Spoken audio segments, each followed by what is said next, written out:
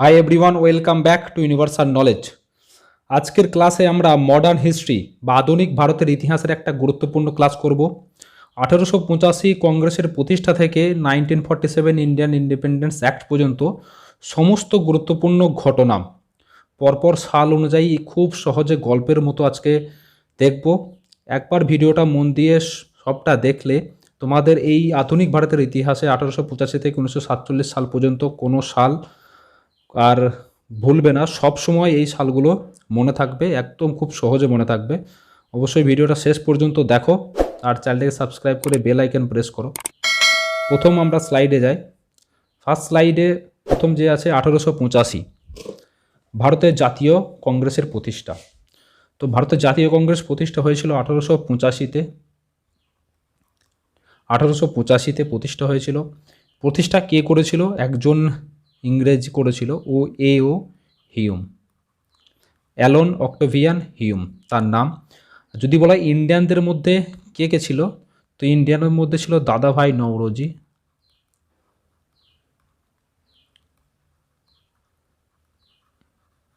দাদাভাই নওরোজি ছিল, আর একজন ডক্টর ইদুলচি বাচা, ইদুলচি বাচা। ঠিক আছে, তো ইন্ডিয়ানদের মধ্যে দাদাভাই নওরোজি এবং ডক্টর ইদুলচি বাচা এই দুজন ছিল। আর 1885 সালে জাতীয় কংগ্রেসের প্রতিষ্ঠা এও হিউম। ঠিক আছে, এও হিউম করে। ওই সময় জাতীয় কংগ্রেস যে সময় প্রতিষ্ঠা হয়েছিল সেই সময় ভারতের ভাইসরয় কে ছিল? সেই সময় ভাইসরয় ছিল লর্ড ডাফরিন। লর্ড ডাফরিন, ঠিক আছে, ডাফরিন সেই সময় ভারতের ভাইসরয়। এবং প্রেসিডেন্ট, ফার্স্ট প্রেসিডেন্টকে উমেশ চন্দ্র ব্যানার্জি।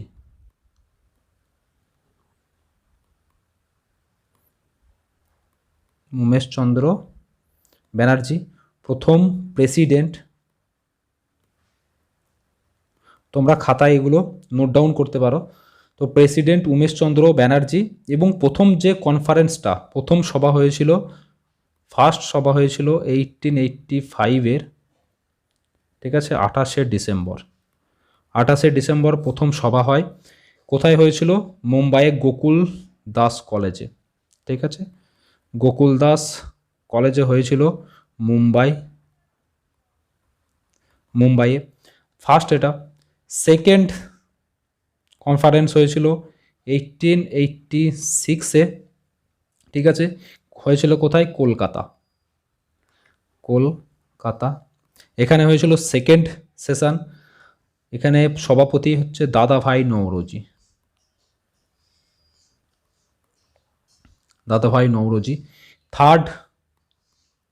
থার্ড কনফারেন্স 1887-এ হয়েছিল মাদ্রাস। ওকে, বদরুদ্দিন তোয়েবজি সভাপতি। তো প্রথম মুসলিম প্রেসিডেন্ট বদরুদ্দিন তোয়েবজি, 1887 মাদ্রাস। এরপর ফোর্থ হয়েছিল 1888-তে এলাহাবাদ, বর্তমানে প্রয়াগরাজ নাম, তো এলাহাবাদ। ঠিক আছে, এলাহাবাদে।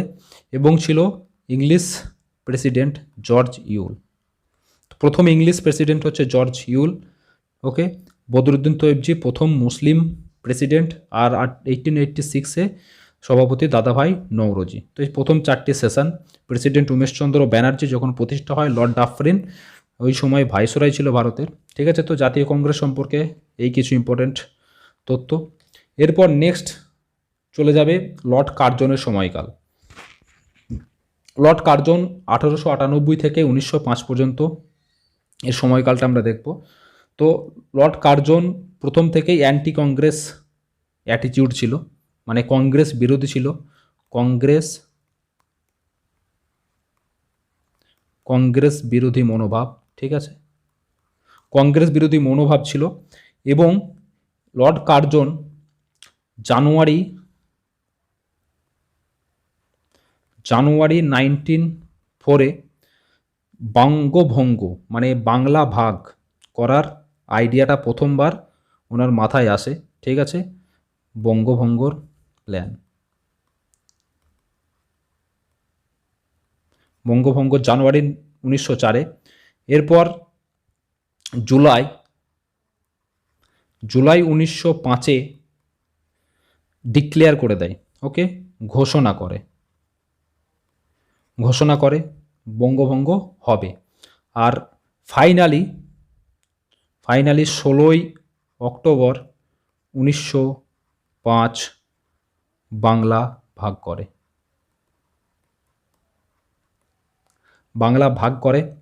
ভাগ করে হচ্ছে ইস্ট আর ওয়েস্ট, ওকে, মুসলিম মেজরিটি ইস্ট আর হিন্দু মেজরিটি ওয়েস্ট।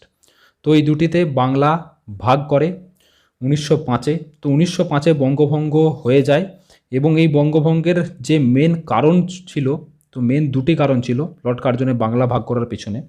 একটা হচ্ছে ইউনিটি, হিন্দু আর মুসলিমের মধ্যে ইউনিটিটাকে ভাঙার জন্য বাংলা ভাগ করা হয়েছিল, ওকে, ডিভাইড অ্যান্ড রুল পলিসি বলা হয়। ভাগ করে সেটাকে তাদের ইউনিটি বা একতাটাকে নষ্ট করার জন্য ডিভাইড অ্যান্ড রুল এই পলিসি জন্য বাংলাকে ভাগ করা হয়, ইউনিটিটাকে করার জন্য, কমিয়ে দেওয়ার জন্য, ঠিক আছে। মেন কারণ এটাই ছিল। এবং এছাড়াও আরও কিছু কারণ ছিল। যেসব মিডিল ক্লাস বাঙালি ছিল তারা একটু ক্ষমতাশালী ছিল, তাদেরকেও মানে ধার্মিকভাবে ভাগ করে তাদেরকে পার্টিশন করে তাদের ক্ষমতা কম করার জন্য এটাও বাংলা ভাগ করা হয়েছিল। তো ইউনিটিটা মেন কারণ, হিন্দু মুসলিমের ইউনিটি যাতে না থাকে তার জন্য 1905 সালে বাংলা ভাগ করা হয় এবং লর্ড কার্জন এই বাংলা ভাগ করেছিল ডিভাইড অ্যান্ড রুল পলিসি অনুযায়ী। নেক্সট আসে 1905 সালে যখন বাংলা ভাগ হয় তো স্বদেশী আন্দোলন হয়, বয়কট, বিদেশি জিনিস বয়কট ও স্বদেশী আন্দোলন, ঠিক আছে। এই বয়কট বা স্বদেশী আন্দোলনের প্রমুখ নেতা কে কে ছিল? প্রমুখ নেতা ছিলেন সুরেন্দ্রনাথ ব্যানার্জি, ঠিক আছে,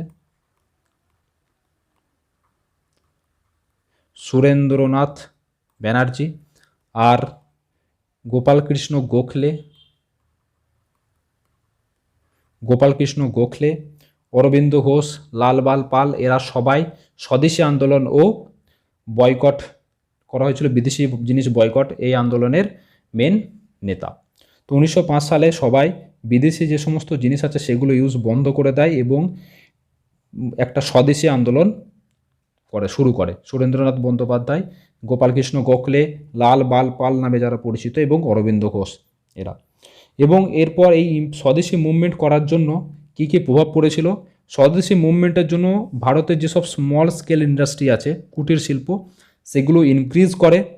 তা ঠিক আছে, কৃষিজ বেস যেগুলো সেগুলোও ডেভেলপড হয়, ওকে, কটেজ ইন্ডাস্ট্রি ডেভেলপড হয়, তো এডুকেশন ডেভেলপড হয়। এগুলোর জন্য বয়কট ও স্বদেশী আন্দোলন এর এফেক্ট পড়ে ভারতের উপর, ঠিক আছে। এরপর 1905-এর পর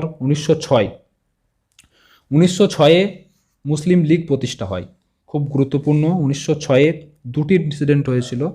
তো 1906-এর মেন যে হয়েছিল অল ইন্ডিয়া মুসলিম লীগ, এটা প্রতিষ্ঠা হয়েছিল ঢাকাতে অল ইন্ডিয়া মুসলিম লীগ প্রতিষ্ঠা হয় এবং এর প্রতিষ্ঠার পিছনে মেন কে কে ছিল? আলী জিন্নাহ, মোহাম্মদ আলী জিন্নাহ। সেকেন্ড ছিল আগা খান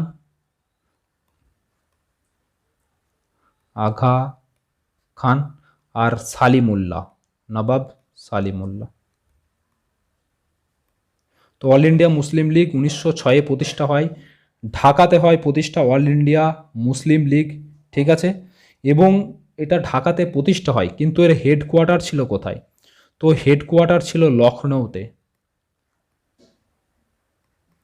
তো এটা মনে রাখবে, প্রতিষ্ঠা হয়েছিল ঢাকাতে কিন্তু এর হেডকোয়ার্টার অল ইন্ডিয়া মুসলিম লীগের ছিল লখনৌতে। এবং প্রথম প্রেসিডেন্ট ছিল আগা খান, ঠিক আছে, ফার্স্ট প্রেসিডেন্ট মুসলিম লীগের আগা খান। তো এই মুসলিম লীগের কি দাবি ছিল? যে মুসলিমদের জন্য একটা সেপারেট ইলেকটোরেট করতে হবে, ঠিক আছে, ডিফারেন্ট ইলেকশন করতে হবে মুসলিমদের জন্য, এবং স্পেশাল একটা প্রভিশন দিতে হবে বা রিজার্ভেশন দিতে হবে মুসলিমদের জন্য। তো অল ইন্ডিয়া মুসলিম লীগ প্রতিষ্ঠা হয়েছিল ঢাকাতে। তাদের ডিমান্ড ছিল সেপারেট ইলেকটোরেট দেওয়া মুসলিমদের জন্য, মুসলিমদের জন্য সেপারেট ইলেকশন করতে হবে এবং একটা আলাদা প্রভিশন বা রিজার্ভেশন দিতে হবে মুসলিমদের জন্য। তো এই গেল মুসলিম লীগ সম্পর্কে। এবং 1906-এ আর একটি যেটা হয় ক্যালকাটা সেশন, ঠিক আছে, বা কলকাতা সেশন হয় আইএনসির, কলকাতা অধিবেশন 1906। এখানে দাদাভাই নওরোজি প্রেসিডেন্ট ছিল এবং এখানে একটি Swaraj as the goal of India এখানে অ্যাডপ্ট করা হয়। ওকে, তো স্বরাজ যে লক্ষ্য একমাত্র, সেই নীতি গ্রহণ করা হয় কলকাতা অধিবেশন 1906-এ। দাদাভাই নওরোজি ছিল কলকাতা অধিবেশনের প্রেসিডেন্ট। তো 1906-এর ইম্পর্টেন্ট ইনসিডেন্ট। নেক্সট 1907-এ কী হয়েছিল? 1907-এ সুরাট বিভাজন বা সুরাট স্প্লিট, খুব ইম্পর্টেন্ট ঘটনা। সুরাট স্প্লিট বা সুরাট বিভাজন হয়েছিল 1907-এ। ইন্ডিয়ান ন্যাশনাল কংগ্রেস ওই সময় ভাগ হয়ে যায় দুটো গ্রুপে, চরমপন্থী, একটা হচ্ছে চরমপন্থী বা এক্সট্রিমিস্ট, ওকে, চরমপন্থী, আর দুই নরমপন্থী বা মডারেটার্স। তো চরমপন্থী এবং নরমপন্থী দুটি দলের মধ্যে ওদের মতভেদের পার্থক্যের জন্য সুরাট বিভাজন হয় এবং আইএনসি দুটি গ্রুপে ভাগ হয়ে যায়। এক্সট্রিমিস্টদের লিডার ছিল বা চরমপন্থীদের লিডার ছিল লালা লাজপত রায়, ওকে,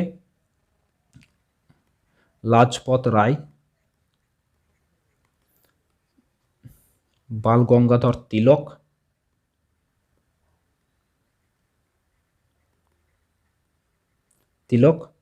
ওকে, আর বিপিন চন্দ্র পাল, ঠিক আছে। বিপিন চন্দ্র পাল, অরবিন্দ ঘোষও চরমপন্থী ছিল, অরবিন্দ ঘোষ। তো চরমপন্থীদের নেতা এবং নরমপন্থীদের মধ্যে মেন লিডার গোপালকৃষ্ণ গোখলে, ওকে, গোপালকৃষ্ণ গোখলে আর দাদাভাই নওরোজি।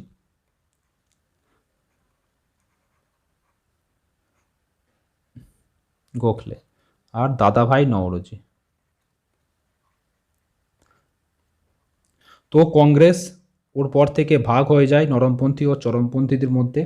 চরমপন্থীদের মনোভাব ছিল যে ইংরেজরা যেরকমভাবে অত্যাচার করছে তার বদলা সেই রকম দেওয়া, কিন্তু নরমপন্থীদের মনোভাব অহিংসা ছিল, কোনো হিংসা তারা চাইতো না। তো দুটি দলের মতভেদের পার্থক্যের জন্য নরমপন্থী ও চরমপন্থীতে ভাগ হয়ে যায় সুরাট অধিবেশনে, ঠিক আছে, সুরাট অধিবেশনে ভাগ হয়ে যায় 1907 সালে। তো নেক্সট যে ইম্পর্টেন্ট ঘটনা আছে 1909-এ একটা রিফর্ম নিয়ে আসে, মর্লে মিন্টো রিফর্ম বা মর্লে মিন্টো সংস্কার নামে পরিচিত। সেই সময় ভাইসরয় কে ছিল লর্ড মিন্টো, ওকে, লর্ড মিন্টো ছিল ভাইসরয়, লর্ড মিন্টো। এবং ওই সময় কি বলা হয়, কমিউনাল ইলেকশন করা হবে, ঠিক আছে, মুসলিমদের জন্য একটা আলাদা কমিউনাল ইলেকশন করা হবে, মানে ধার্মিকভাবে ইলেকশন শুরু করার কথা বলা হয়, ঠিক আছে। সেই সময় মুসলিম লীগ এবং ইন্ডিয়ান ন্যাশনাল কংগ্রেস আলাদা হয়ে যায়। মর্লে মিন্টো সংস্কারে বলা হয় মুসলিমদের জন্য একটা আলাদা সেপারেট ইলেকটোরেট হবে, ঠিক আছে, এবং ওখান থেকে কমিউনাল ইলেকশনের কথা বলা হয়। তারপর ব্রিটিশ মুসলিম লীগ এবং ইন্ডিয়ান ন্যাশনাল কংগ্রেস দুটিতে ভাগ হয়ে যায়, ঠিক আছে।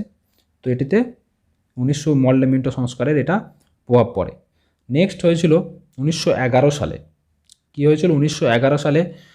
ইংরেজরা যে বাংলা ভাগ করেছিল 1905 সালে, তো তারপর বলা হয় 1911 সালে যে বঙ্গভঙ্গ রদ করা হচ্ছে, ঠিক আছে, বঙ্গভঙ্গ রদ করা হচ্ছে। এবং সেই সময় জর্জ পঞ্চম এসেছিল এবং ক্যাপিটাল দিল্লি থেকে কলকাতা থেকে দিল্লিতে শিফট করা হয়, ওকে, দিল্লি হয় নতুন ক্যাপিটাল, কলকাতা থেকে দিল্লিতে শিফট করা হয়, দিল্লি দরবারের আয়োজন করা হয়। কী নাম? দিল্লি দরবার করা হয় এবং ক্যাপিটাল কলকাতা থেকে দিল্লিতে ট্রান্সফার করা হয় এবং বঙ্গভঙ্গ রদের কথা বলা হয়, কিন্তু সেটা নামেই বঙ্গভঙ্গ রদ ছিল। 1911 সালে ক্যাপিটাল কলকাতা থেকে দিল্লিতে ট্রান্সফার করা হয় অ্যাডমিনিস্ট্রেটিভ সুবিধার জন্য। নেক্সট যে ইম্পর্ট্যান্ট আছে 1913 এবং 1915 সাল।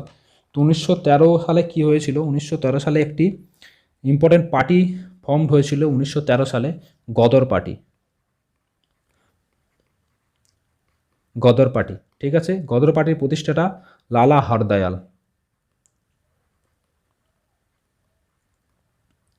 লালা হরদয়াল প্রতিষ্ঠা হয়েছিল কোথায়? সেন ফ্রান্সিসকোতে।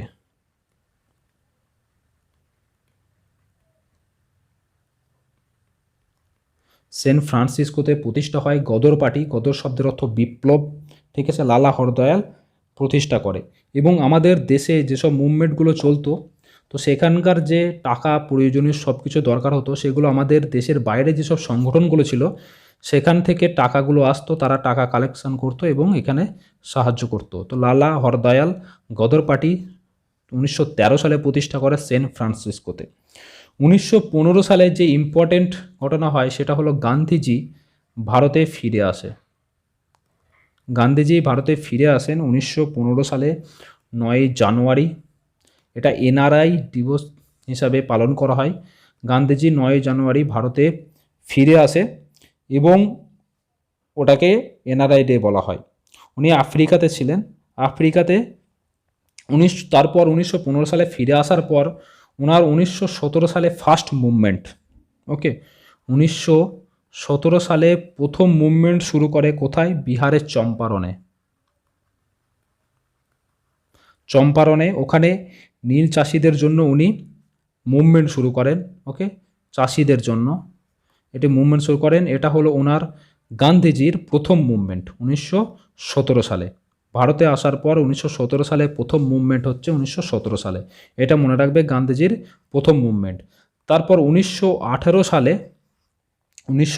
সালে আহমেদাবাদ টেক্সটাইল মিলের লেবার অ্যাসোসিয়েশনের জন্য, ঠিক আছে, কোথায়? আহমেদাবাদে টেক্সটাইল লেবার অ্যাসোসিয়েশনের জন্য হাঙ্গার স্ট্রাইক করে, ঠিক আছে, হাঙ্গার স্ট্রাইক উনি ফার্স্ট বা উপবাস রাখেন। তার লেবার অ্যাসোসিয়েশন গঠন হয়, আহমেদাবাদ লেবার অ্যাসোসিয়েশন 1918 সালে গঠন হয়। 1918 সালে আহমেদাবাদ টেক্সটাইল মিলের লেবারদের জন্য উনি হাঙ্গার স্ট্রাইক করেছিলেন। এটা হলো ওনার প্রথম হাঙ্গার স্ট্রাইক, ওকে, 1918 সালে। আর 1917 সালে প্রথম মুভমেন্ট চম্পারণে চাষিদের জন্য। নেক্সট 1916 সাল খুব ইম্পর্টেন্ট। 1916 সালে হোম রুল মুভমেন্ট। 1916 সালে হোম রুল মুভমেন্ট শুরু হয়। হোম রুল মুভমেন্টের শুরু করেছিলেন বাল গঙ্গাধর তিলক এবং অ্যানি বেসান্ত, এই দুজন। তো বাল গঙ্গাধর তিলক 28 এপ্রিল 28 এপ্রিল পুনেতে এটা শুরু করে, ঠিক আছে, পুনেতে। আর অ্যানি বেসান্ত শুরু করে মাদ্রাসে হোম রুল মুভমেন্ট শুরু করে। তো তিলক ও Annie Besant home rule movement 1916 সালে শুরু করেছিলেন। তিলক শুরু করে পুনেতে, বাল গঙ্গাধর তিলক, আর অ্যানি বেসান্ত মাদ্রাসে। দুটো নাম, জায়গার নাম মনে রাখবে। এবং ওই সময় বাল গঙ্গাধর তিলক দুটি নিউজ পেপার শুরু করে, মারাঠা ও কেসরি, ঠিক আছে। তিলক শুরু করে মারাঠা ও কেসরি, এবং অ্যানি বেসান্ত শুরু করে দুটি, কমন আর একটা হচ্ছে নিউ ইন্ডিয়া। তো 1916 সালে হোম রুল মুভমেন্ট শুরু হয়। বাল গঙ্গাধর তিলক পুনেতে শুরু করেন, অ্যানি বেসান্ত মাদ্রাসে শুরু করে। তিলকের চালু করা যে দুটি পত্রিকা হলো মারাঠা ও কেসরি, অ্যানি বেসান্তের কমন ও নিউ ইন্ডিয়া। 1916 সালে এইগুলো হোম রুল মুভমেন্ট শুরু হয়েছিল। 1916 সালে আর একটি যে ইম্পর্ট্যান্ট হয় সেটা হলো লখনৌ চুক্তি বা লখনৌ প্যাক্ট, ঠিক আছে। আইএনসি বা ইন্ডিয়ান ন্যাশনাল কংগ্রেস ভার্সেস মুসলিম লীগ।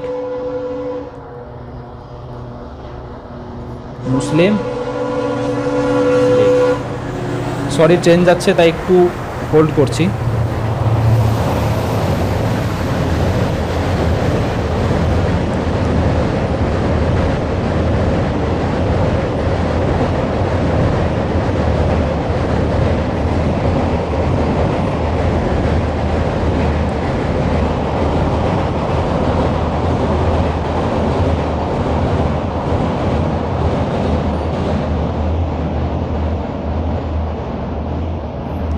তো লখনৌ প্যাক্ট, এখানে একটি জয়েন্ট সিটিং ডাকা হয় ইন্ডিয়ান ন্যাশনাল কংগ্রেসের নেতাদের এবং মুসলিম লীগের নেতাদের, নেকে একটা লখনৌ প্যাক্ট বলা হয় এটাকে, ঠিক আছে।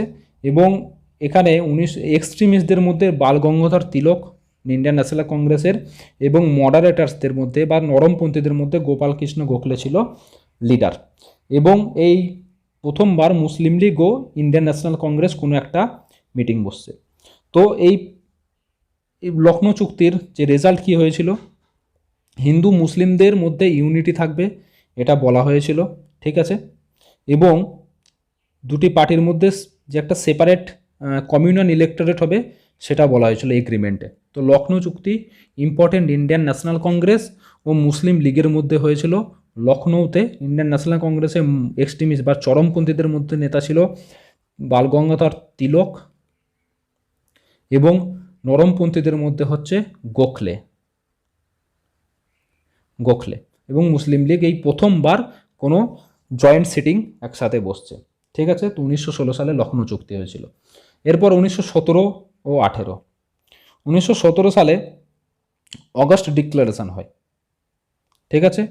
1917 সালে অগস্ট ডিক্লারেশন হয় এবং এটাকে অগস্ট ডিক্লারেশনে কি বলা হয় যে ভারতীয়দের হাতে ধীরে ধীরে এই যে ক্ষমতা আছে সেটা দিয়ে দেওয়া হবে, ঠিক আছে।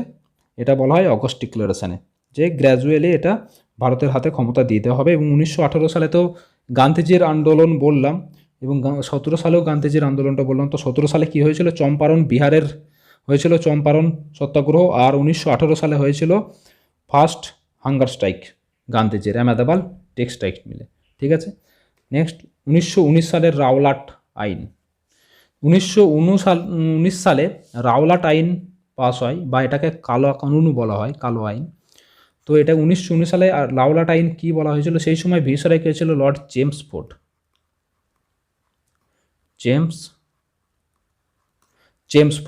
ওই সময় ভাইসরাই, ঠিক আছে, ভাইসরাই।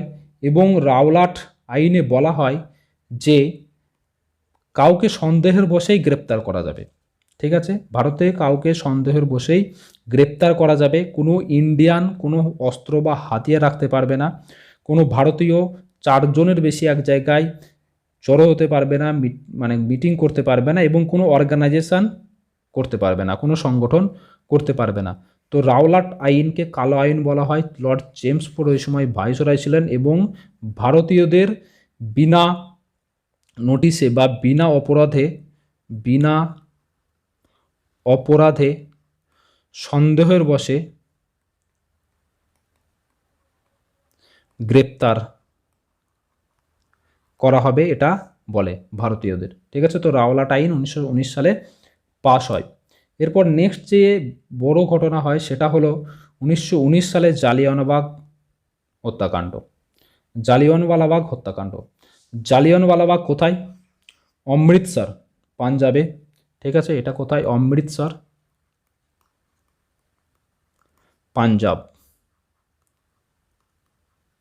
পাঞ্জাবে। এবার জালিয়ানওয়ালাবাগ হত্যাকাণ্ডে যে রাওলাট অ্যাক্ট আনা হয়েছিল, ঠিক আছে, যেটা কালো আইন, ভারতীয়দের সন্দেহের বশেই গ্রেপ্তার করা যাবে, তার প্রতিবাদে ওখানে একটা সমাবেশ করা হয়, ঠিক আছে। এবং ওখানে পাবলিক মিটিং হচ্ছিল, এটা ছিল 13ই এপ্রিল 1919, 13ই এপ্রিল 1919 সালে। এখানে অমৃতসরের একটা জায়গা, ঠিক আছে, এখানে একটা পাবলিক মিটিং হচ্ছিল। ওখানে চারিদিক থেকে একটা ঘেরা জায়গার মধ্যে এবং এক ইংরেজ সৈন্য সেখানে গিয়ে চরম গুলি চালায়, ঠিক আছে। ওখানে গুলি চালায়, সমস্ত মানুষের ওপর গুলি চালায় এবং এই গুলি চালানোর যে অর্ডার দিয়েছিলেন ও ডায়ার, ঠিক আছে, মাইকেল ও ডায়ার ওই সময় ছিল পাঞ্জাবের লেফটেন্যান্ট, ঠিক আছে, পাঞ্জাবের লেফটেন্যান্ট ছিল মাইকেল ও ডায়ার। গুলি চালানোর অর্ডার দেয়। ওখানে যতজন ছিল ঘেরার মধ্যে সবার ওপর গুলি চালানো হয় এবং কোনো বাইরে বার হওয়ার রাস্তা ছিল না। জালিয়ানওয়ালাবাগ হত্যাকাণ্ড 13 এপ্রিল 1919 এবং সরকারি রেকর্ড অনুযায়ী ওখানে 379 জন মৃত্যু হয় এবং হাজারের বেশি আহত হয় সরকারি রেকর্ড অনুযায়ী। তারও বেশি হয়েছিল, কিন্তু গভর্নমেন্ট রেকর্ডে 379 জনের মৃত্যু হয় এবং 1000 জনের বেশি আহত হয়। 13 এপ্রিল 1919 জালিয়ানওয়ালাবাগ হত্যাকাণ্ড। ঠিক আছে, এগুলো ইম্পর্টেন্ট। নেক্সট 1920 সালের খিলাফত মুভমেন্ট। খিলাফত মুভমেন্ট শুরু হয় 1920 সালে। ঠিক আছে, এটা শুরু হয় তুর্কিতে বা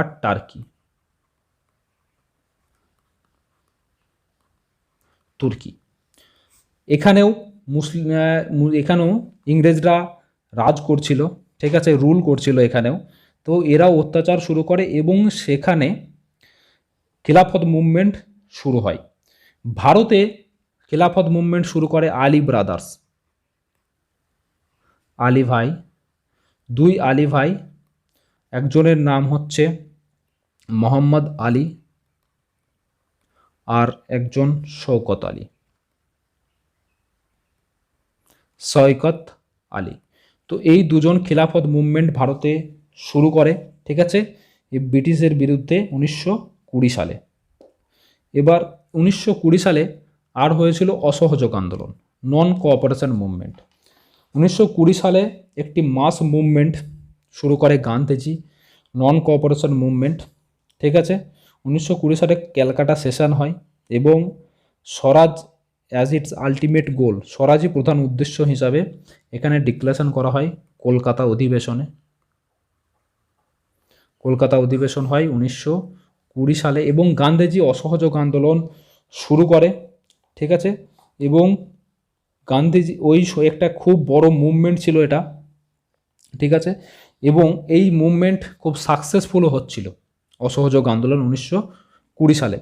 কিন্তু এটা গান্ধীজি অহিংসার পথে করতে চাইছিলেন, যে কোনো হিংসা হবে না, শুধুমাত্র অহিংসভাবে একটা আন্দোলন শুরু হবে, কোনো কোঅপারেট করা হবে না, ব্রিটিশদের সঙ্গে কোনো কথা শোনা হবে না, শুধুমাত্র আন্দোলন হবে এবং অসহযোগ আন্দোলন হবে অহিংসাভাবে। কিন্তু 1922 সালে 5ই ফেব্রুয়ারি, ঠিক আছে, 1922 সালে 5ই ফেব্রুয়ারি একটি ঘটনা ঘটে। কোথায়? গোরখপুরে। ঠিক আছে, গোরখপুর, এটা হচ্ছে ইউপিতে, উত্তরপ্রদেশ। এখানে চৌরি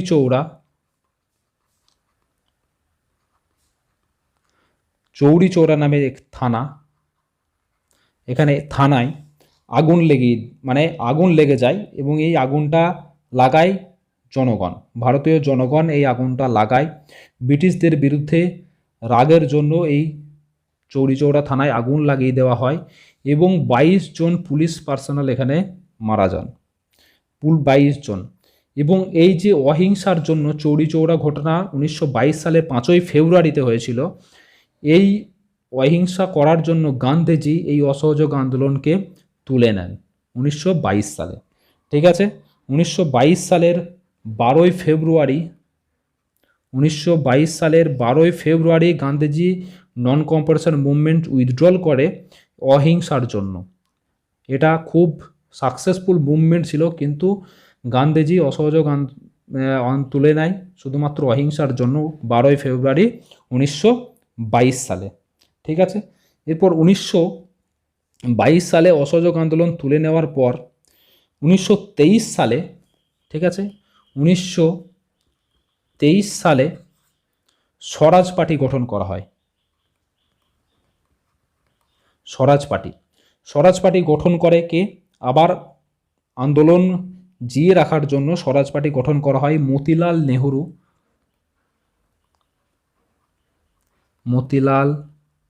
নেহরু, চিত্তরঞ্জন দাস এবং এনসি কেলকার নামে একজন ছিল। তো স্বরাজ পার্টি গঠন করে সালে, ঠিক আছে। 1923 সালে 1 জানুয়ারি স্বরাজ পার্টি গঠন করা হয়। মতিলাল নেহরু, চিত্তরঞ্জন দাস এবং এনসি কেলকার নামে এরা 1 জানুয়ারি 1923-এ স্বরাজ পার্টি গঠন করে। কিন্তু এই পার্টি বেশি দিন চলে না। 1926-এ এই পার্টি ভেঙে যায়। কত সালে? 1926 সালে। প্রথম দিকে সাকসেসফুল ছিল, কিন্তু 1926 সালে স্বরাজ পার্টি ভেঙে যায়। নেক্সট বড় ইনসিডেন্ট যেটা হচ্ছে সাইমন কমিশন। ওকে, সাইমন কমিশন 1927 সালে 27-28-এর দিকে, মেনলি 1927 হয়, 1928 ধরা হয়। তো 1927 সালে সাইমন কমিশন, ব্রিটিশ থেকে একজন টিম, যেটা সাইমন কমিশন নামে পরিচিত। ওকে, ব্রিটিশ থেকে সাইমন কমিশনের 7 ইংরেজ ভারতে আসে, যার নাম স্যার জন সাইমন কমিশন ছিল। সাইমন ছিল লিডার, তো সাইমন কমিশন নামে পরিচিত। ব্রিটিশ থেকে আসে 7 জনের একটি কমিশন, এবং যেহেতু এই কমিশনে সমস্ত মানুষই বা সমস্ত মেম্বারগুলো ইংরেজ ছিল, তাই আইএনসি এই কমিটিকে গ্রহণ করে না, ঠিক আছে, বয়কট করে এবং স্লোগান লাগায় সাইমন গো ব্যাক, ঠিক আছে, সাইমন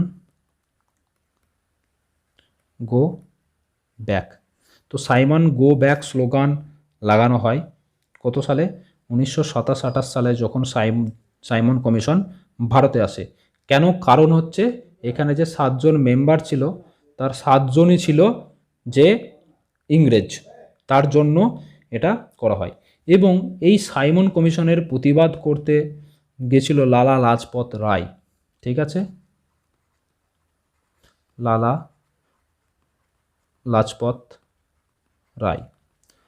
লাজপত রায়, এবং ওখানে লাঠিচার্জ হয়। লাঠিচার্জের দ্বারা প্রবলভাবে লালা লাজপত রায় আহত হন এবং হসপিটালে ওনার মৃত্যু হয়, ঠিক আছে।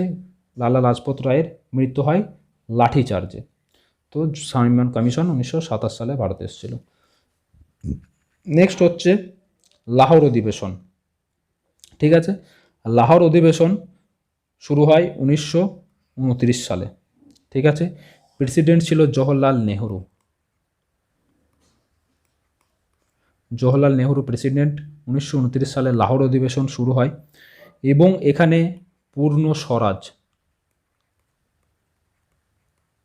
বা পূর্ণ স্বাধীনতার ঘোষণা করা হয়। পূর্ণ স্বরাজ চাই, কমপ্লিট ইন্ডিপেন্ডেন্স বা পূর্ণ স্বরাজ, এবং নেহরু ছিল লাহোর অধিবেশনের প্রেসিডেন্ট।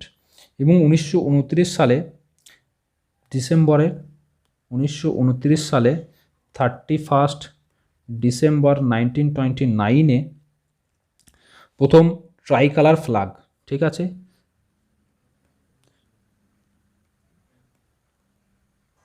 ত্রিরঞ্জ যে আমাদের পতাকা আছে সেটা প্রথমবার গ্রহণ করা হয়, ট্রাইকালার ফ্ল্যাগ। এবং 26 জানুয়ারি 1930 সালে তখন ঘোষণা করা হয়, ভারতের প্রথম স্বাধীনতা দিবস হিসাবে গ্রহণ করা হয় 26 জানুয়ারি 1930। ওই দিনটাকে ফিক্সড করা হয় এবং প্রত্যেক বছর ওই দিনটা স্বাধীনতা দিবস হিসাবে পালন করা হবে, এটা ফিক্সড করা হয় 26 জানুয়ারি 1930-এ।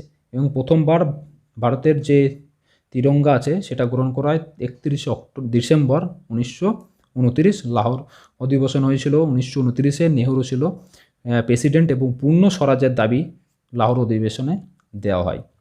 তো 1929 সালের লাহোর অধিবেশন, এরপর আরও ইম্পর্ট্যান্ট ইভেন্ট আছে 1929-এর পর থেকে 1946 পর্যন্ত। আমরা নেক্সট পার্টে দেখব। 1929-এ এটা একটা পার্ট করলাম, লং হয়ে যাবে, তো আমরা লং না করে দুটো পার্টে এটা কভার করব। 1929 সাল পর্যন্ত এটা কভার করে থাকলাম। নেক্সট পার্টে আমরা 1929-এর পর থেকে 1947 সাল পর্যন্ত করব। তো যদি ভিডিওটা পছন্দ হয় তো লাইক করো, শেয়ার করো আর সাবস্ক্রাইব করো। Okay, thank you for watching. জয় হিন্দ।